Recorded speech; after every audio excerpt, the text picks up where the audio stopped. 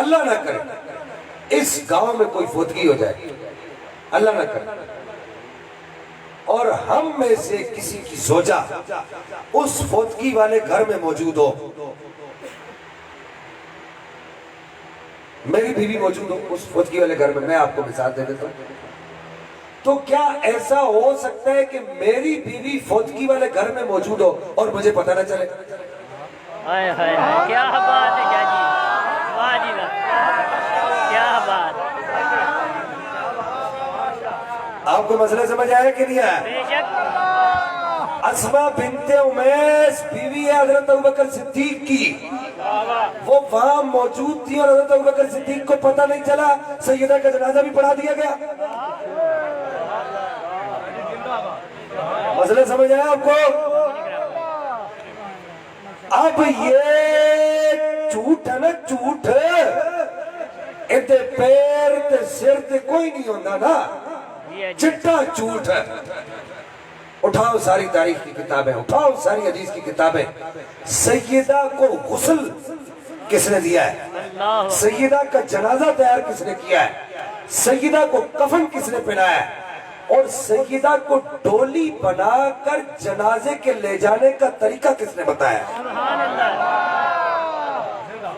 سمجھ آ رہی ہے آپ کو؟ واہ جی واہ، سیدہ کو اگر اعتماد اس گھرانے پر نہ ہوتا، اللہ اکبر،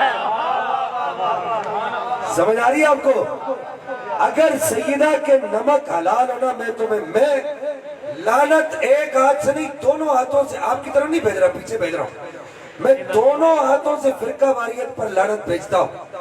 اگر سیدہ کو اس گھرانے پر اعتماد نہ ہوتا، اگر سیدہ کو یقین نہ ہوتا تو آخری لمحات میں اسماء بنت امیس سے کیوں پوچھتی بتا میں آخری سفر کیسے کروں؟ اللہ اکبر، کیا بات، نہیں سمجھے شاہ جی؟ سوچنے والی بات ہے کہ بتا میں آخری سفر کیسے کروں؟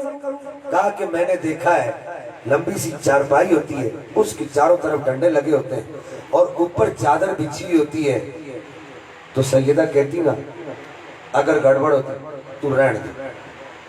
کہا تیرا یہ طریقہ مجھے بڑا پسند آیا ہے۔ سبحان اللہ، کہا تو نے جو طریقہ بتایا جنازے کو اٹھانے کا، یہ طریقہ مجھے بڑا پسند آیا ہے۔ اور میں دوبارہ توڑے سامنے ہاتھ جوڑ کے ایک سوال کرنے لگا، جس خاندان کے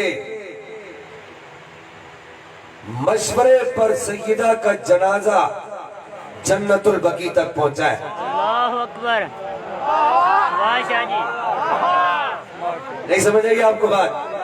سیدہ کے جنازے کا پردہ قائم جس خاندان نے رکھا ہے، بھائی سیدہ نے یہی پوچھا تھا نا کہ ایسا مشورہ دو کہ پردہ رہے، کیا بات ہے، میرے اوپر کسی کی نگاہ نہ پڑے، تو جس خاندان نے سیدہ کے جنازے کی پردے کی عزت کو قائم رکھا ہے وہ خاندان صدیق اکبر کا خاندان ہے۔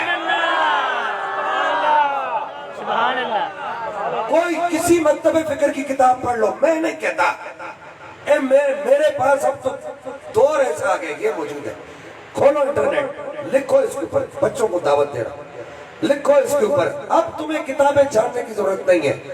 اس نے بہت سارے کام خراب بھی کیے، لیکن سید ہوئے سچا تے سچا، ان کے سامنے بیٹھنا ہوئے بچے جوان، اللہ ہاں تو پھر ایک کم صد بھی کر جانا ہے، کیا بات ہے،